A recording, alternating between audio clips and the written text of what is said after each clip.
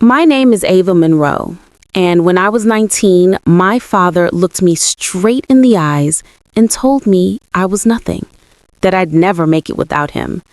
He kicked me out of our small, cracked brick house with nothing but a suitcase, a secondhand phone, and a heart full of humiliation. I remember walking down that narrow street, his street, feeling like every window was laughing at me. But life has a strange way of turning pain into purpose. Years later, when I returned, I wasn't the broken girl he'd thrown away. I was the owner of the very street he still lived on. This isn't just a story of revenge, it's a story of reclaiming power, of turning rejection into empire. Because sometimes the best way to silence the past is to own it. The night my father threw me out still echoes in my memory like thunder that refuses to fade. It began with words, sharp, cruel words that cut deeper than any wound. He called me a burden, a failure, someone who would never make it on her own. The house felt smaller with every insult he hurled. I remember the rain tapping against the window, the smell of leftover dinner turning cold, and the way a picture frame slipped from the wall, shattering between us like the last bond we had. Then came the silence, a silence so heavy it drowned out my breath. When the door slammed, it didn't just close behind me, it locked away everything I had known as home. That was the night my worlds ended and another one began. I walked until the streetlights stopped. The air was cold enough to sting, and I wondered if anyone would notice if I disappeared. The rain soaked through my shoes as I wandered through the empty streets, my reflection flickering in puddles like pieces of a broken mirror. I passed a sign that read Maple Avenue, the same street I would someday own. But that night, it was just a place that rejected me. I promised myself one thing as I wrapped my arms around my shivering body. I would never beg to be let in again. By dawn, I found myself sitting outside a closed diner, numb and half asleep.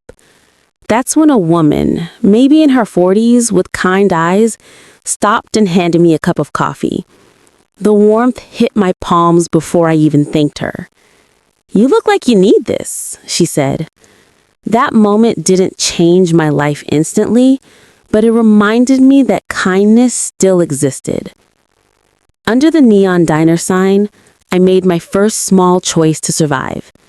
I didn't find home that night, but I found a reason to start over. Days turned into weeks, and I got my first job in that same diner. I scrubbed floors, wiped tables, and served coffee with a smile that didn't always reach my eyes. Every coin I earned whispered the same message: keep going.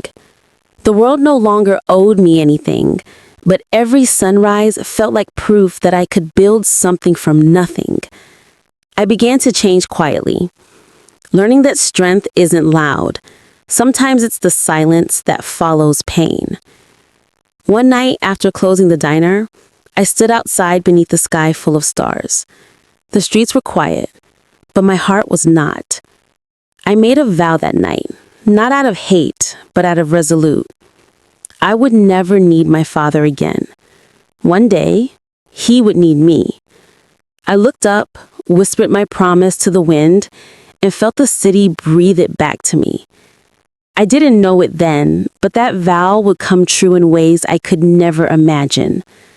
That night, the broken girl he threw out started becoming the woman who would own everything he once used to control. The weeks that followed were a blur of exhaustion and small victories. The diner that once offered me warmth became my lifeline. I worked double shifts, slept in a tiny rented room above the kitchen, and saved every tip I could.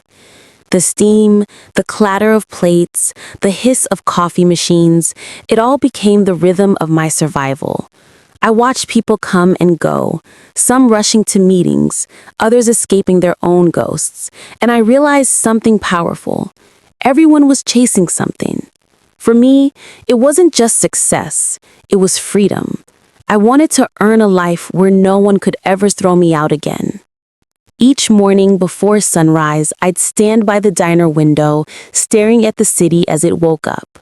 I saw opportunity in its chaos. While others saw noise, I saw blueprints, streets waiting to be built, empty lots waiting to be claimed. The owner of the diner, Mr. Harris, noticed my hunger. "You've got fire in you, kid," he once said, handing me a notepad. "Start writing your dreams down before life burns them out." Those words changed everything. I began sketching ideas between serving tables, little notes about business, real estate, and independence. My hands still smelled of coffee, but my mind was brewing something much stronger. When I wasn't working, I'd visit the public library, my first classroom. I devoured books on finance, construction, and property law. Every page felt like a secret code unlocking the world that once shut me out. Sometimes the librarian would give me an extra hour before closing. "You remind me of someone who refuses to give up," she'd whisper. She didn't know how right she was. I learned how land is valued, how buildings are sold, how power is spoken in silence through paper and ink. Knowledge became my new weapon, sharper than any insult my father had ever thrown.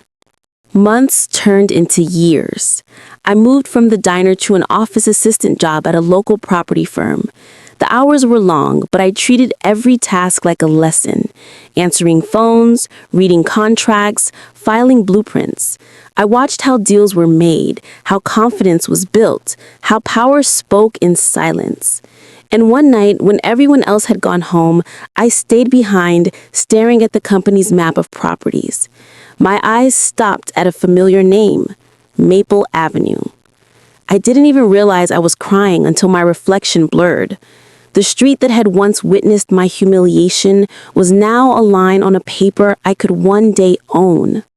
That night, I wrote a single sentence in my notebook. "One day, I'll buy Maple Avenue." It wasn't just ambition, it was a promise to every version of me that had survived. From that moment on, every decision, every sleepless night, every risk I took was a step toward that dream. The girl my father called useless was learning how to buy the world one street at a time. And though I didn't know it yet, fate was already preparing the moment when our paths would cross again, not as father and daughter, but as strangers divided by power and pride. I still remember the day opportunity knocked, quietly, like it didn't want to scare me. I had been working at the property firm for months, drowning in paperwork and late nights when my boss asked me to assist on a project. It was small, a rundown house on the outskirts of town, but it was the first time someone trusted me with responsibility. I poured everything I had into it. I studied every contract, inspected every room, and learned how property value could rise from ruin. When the house sold for triple its worth, my boss looked at me differently. "You've got instincts," he said. For the first time, I believed him. That single deal became my foundation, proof that I wasn't just surviving anymore, I was building. After that, I saved enough to buy my own small apartment. It wasn't much, peeling paint, creaky floors, and one flickering light, but it was mine. I would lie awake at night, staring at the ceiling, feeling the weight of freedom pressing gently against my chest. I wasn't rich yet, but I was in control. Every morning, I'd write down 3 words in my notebook: learn, earn, own. They became my mantra. Soon, my curiosity turned into obsession. I attended real estate seminars, online classes, and networking events, always in secondhand clothes and a borrowed smile. Some people looked down on me. I could see it in their eyes. But I didn't care. I was too busy watching how deals were made, how power moved silently between people who didn't need to shout. Every lesson brought me closer to my dream. Then one evening, I overheard a conversation that would change everything. Two senior investors were discussing a street of foreclosed properties being auctioned at half their value. My pulse quickened when I heard the name, Maple Avenue. The same street. My street. My past. I wrote down the date of the auction and whispered to myself, it's time. What began as survival was turning into destiny. I wasn't just chasing success anymore. I was about to take back what once broke me. The day of the auction felt like stepping into a storm I'd been preparing for my whole life. The room was filled with men in expensive suits, their laughter sharp and confident. I walked in wearing the same thrifted blazer I'd worn to every interview, clutching a folder that held my entire future. My heart pounded, but my face stayed calm. I had spent years studying this game. Now it was my turn to play. When the bidding started, numbers flew like bullets. Properties were sold within seconds, and the sound of the gavel striking echoed like thunder. Then the auctioneer called out the next name, Maple Avenue. My fingers trembled as I raised my paddle. The room fell silent for a heartbeat before the bidding began. Every dollar I offered was a strike against my past. Men around me smirked, confident I'd fold. But I didn't. I had sold everything I owned for this moment. The apartment, the car, even the jewelry that once belonged to my mother. The bidding climbed higher until it hit the number I had promised myself I wouldn't cross. My chest tightened. Then I remembered my father's voice. You'll never make it without me. That was all it took. I raised my paddle one last time, my voice steady. I'll take it. The gavel fell. Sold. The room erupted in applause, but I didn't hear it. All I could hear was my heartbeat and the echo of that slammed door years ago. I walked out of the building with the ownership papers in my hand, the rain falling softly, just like the night he threw me out. But this time, it didn't sting. It felt like cleansing. I had bought the street that once rejected me. Owning Maple Avenue felt surreal. But the true test came the day I drove down that street again. The houses looked smaller now, the trees older. Time had faded everything except my memories. When I stopped in front of the same cracked brick house where I once lived, I saw him, my father, sitting on the porch, older, thinner, and unaware of who I had become. My heart raced, not with anger, but with a strange calm. I stepped out of the car, heels clicking on the pavement that was now, legally, mine. He looked up, confusion clouding his eyes. Ava? He whispered. For a moment, we were both silent, standing in the ruins of everything we had been. I handed him an envelope, official documents transferring ownership of his home under my company's name. His hands shook as he read. You own this? He asked. I nodded. I own the whole street, I said softly. There was no triumph in my voice, just truth. Revenge didn't feel like fire anymore. It felt like peace. He tried to speak, but the words failed. I didn't need an apology. The silence between us was enough. I turned to leave, but before I did, I looked back and said, You were right about one thing, Thad. I didn't make it with you. I made it without you. Then I walked away, leaving behind the house that once threw me out, the past that no longer owned me. That night, as city lights shimmered through my window, I realized my story wasn't about revenge. It was about rebirth. I had built my empire from the ashes of rejection, and every street I owned, every contract I signed, whispered the same truth. Sometimes, the best revenge isn't proving them wrong. It's proving yourself right. Success didn't roar into my life. It crept in quietly, hidden between signatures, contracts, and sleepless nights. After buying Maple Avenue, I realized owning property wasn't the end. It was only the beginning of understanding power. Suddenly, people who once ignored me wanted meetings. Investors who once dismissed me sent messages. And competitors who thought I was a nobody began watching closely. But I had learned something deeper. Power isn't about attention. It's about silence. The kind that makes people wonder what you're planning next. I built my company from a single office with flickering lights and secondhand furniture. I named it Phoenix Developments because, like the bird, I had burned and risen again. My days were filled with blueprints, permits, and long hours reading through documents until my eyes blurred. Each deal was a battle, and each signature was a scar earned with patience. There were moments I thought I couldn't go on, times when investors backed out, banks hesitated, and my savings almost vanished. But every time I felt the weight of failure pressing down, I remembered the sound of that slamming door, and it gave me strength. Soon, the city started recognizing my work. I developed housing projects that revitalized forgotten neighborhoods. The very people who had once turned away from me now wanted to partner with me.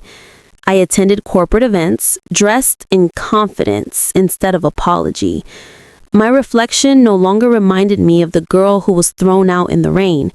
It showed the woman who had built an empire from it. But success has a way of stirring ghosts. One evening, as I was leaving a business gala, I overheard a familiar name, Monroe, my father. He was struggling financially, someone said. His small hardware shop was failing and his mortgage was weeks from foreclosure. For a long moment, I couldn't breathe. The man who had once told me I'd never survive was now drowning in the same world he thought I couldn't handle. The irony felt sharp enough to cut, but I didn't smile. Instead, I felt something unexpected. Calm. Because true power isn't about attention. It's about silence. The kind that makes people wonder what you're planning next. The morning I returned to Maple Avenue, the air felt different. Heavier, slower, as if the street itself remembered me. The same cracked sidewalks where I had once cried now carried the weight of my footsteps in heels. My car rolled past the old diner, now closed and boarded up, past the corner store where I used to count loose change for coffee. Everything looked smaller. But I didn't come back for nostalgia. I came to reclaim what once broke me. I stepped out in front of my father's house, the same faded paint, the same worn-out porch swing that had creaked under so many silent dinners. He was sitting there, older and grayer, but still with the same hard eyes. When he saw me, he froze. The last time he had seen me, I was a frightened girl in the rain. Now, I stood before him, composed, powerful, and unshaken. "Ava?" he said, his voice trembling like an echo from another life. I didn't answer. I simply handed him a thick envelope, legal papers transferring ownership of the house under Phoenix Developments, my company. He looked at the papers, then at me. "You own this?" he asked softly, disbelief wrapped in guilt. I nodded. "Not just this house," I said, "the entire street." For a long time, neither of us spoke. The silence between us was heavier than any argument we ever had. He tried to speak, maybe to apologize, but I didn't need it anymore. I had already forgiven him the moment I outgrew the pain. As I turned to leave, I looked back one last time. "You told me I was useless," I said quietly. "You were wrong." Then I walked away, the wind catching my hair as if the universe itself was closing a chapter. Driving away, I watched the street fade in the rearview mirror. The same street that once threw me out, now carrying my name in the city's property records. It wasn't revenge that filled me, but peace. I had built something from nothing. I had turned humiliation into history. And as the skyline rolls ahead of me, glowing in the morning light, I finally understood. Sometimes the greatest victory isn't to destroy what hurt you. It's to rise above it so completely that it can never touch you again. The girl my father kicked out was gone.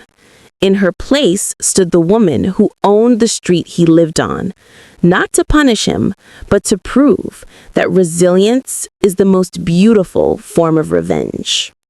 After that day, I didn't see my father again for a long time. Not because I was avoiding him, but because there was nothing left to say. Closure had already happened, quietly, in the space between the past and who I had become. I thought the ache would stay forever, that revenge would be the thing that kept me alive. But instead, I found something stronger. Peace. And peace, I learned, is louder than revenge could ever be. Owning Maple Avenue became more than just a personal victory. It became a symbol of rebirth.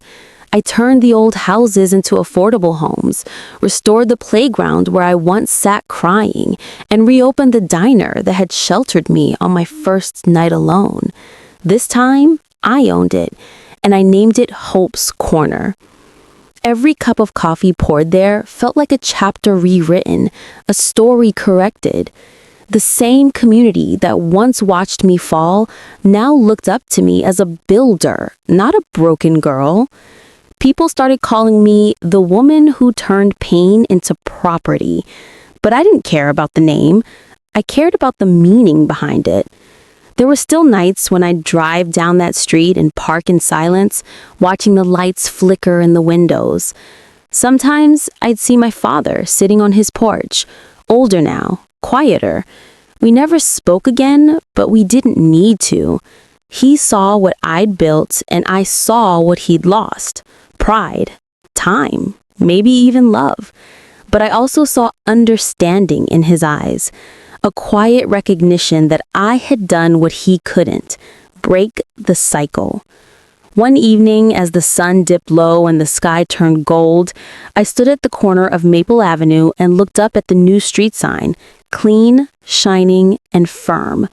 Beneath it, engraved in small letters, were the words Phoenix Developments.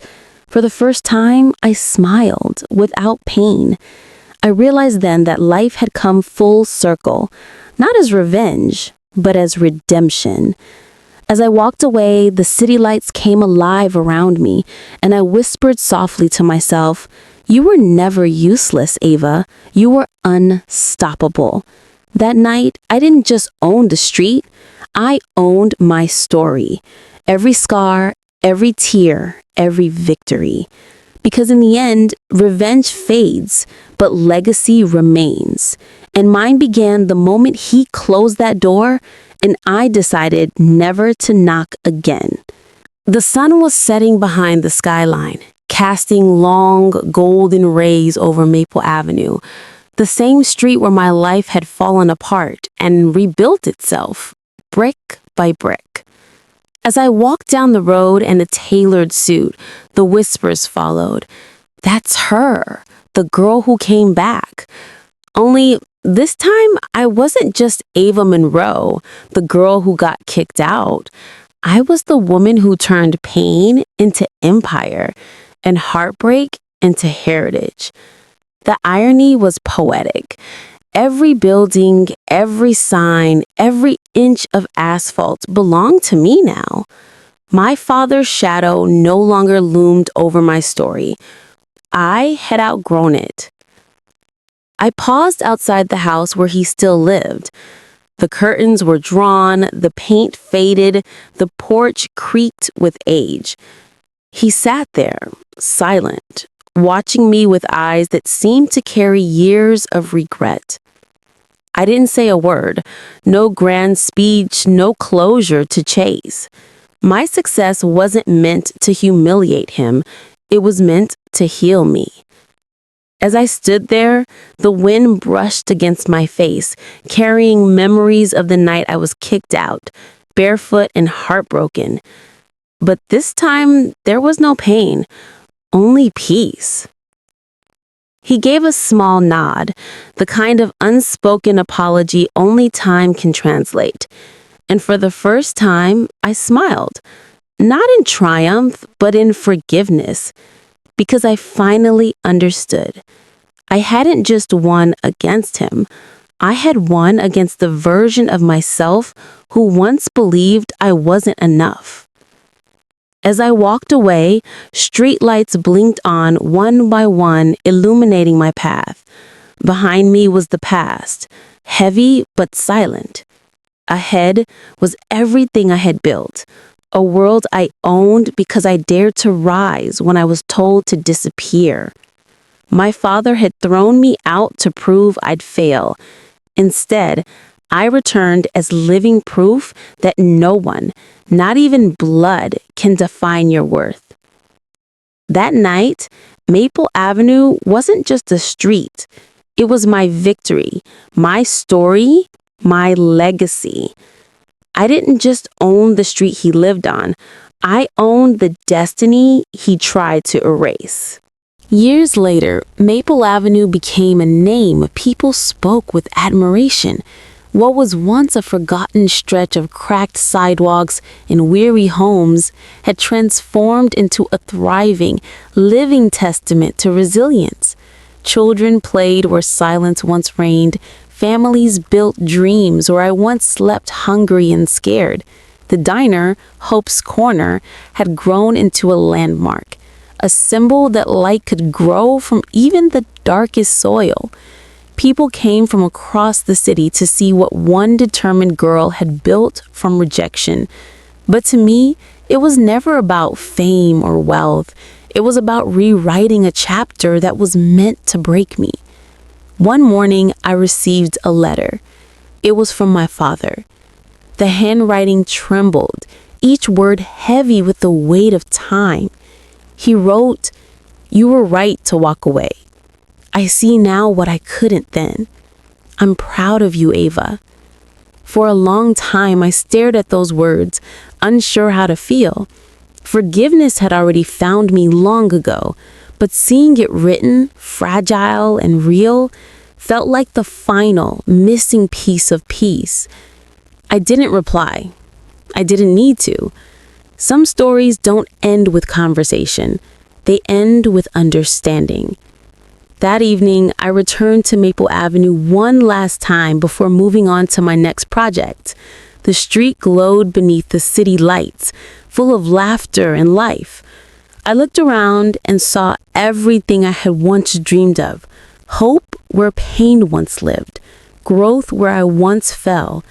And standing there, I whispered, this is what strength looks like." As I walked toward my car, I glanced back at the old house, his house.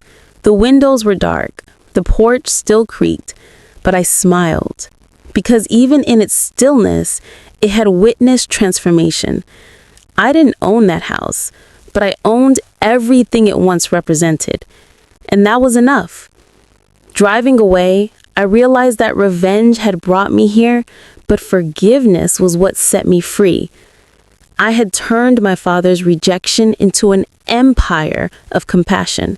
The street I once walked down in tears now carried my name in every corner, every rebuilt wall, every echo of laughter. I didn't just own Maple Avenue anymore. I owned my destiny. And in that quiet golden dusk, I knew that the girl who was kicked out had finally gone home.